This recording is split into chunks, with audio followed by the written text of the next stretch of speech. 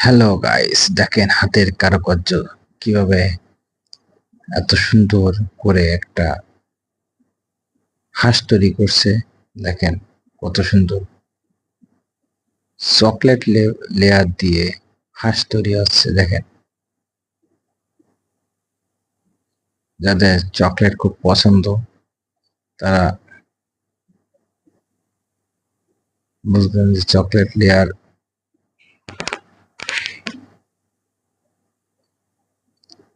দেখেন রং করছে, রং করার পরে খুব সুন্দর দেখাচ্ছে।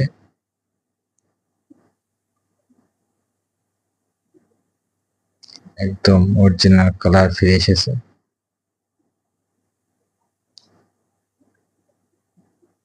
এটা রং করে দেখেন, সুন্দর লাগছে।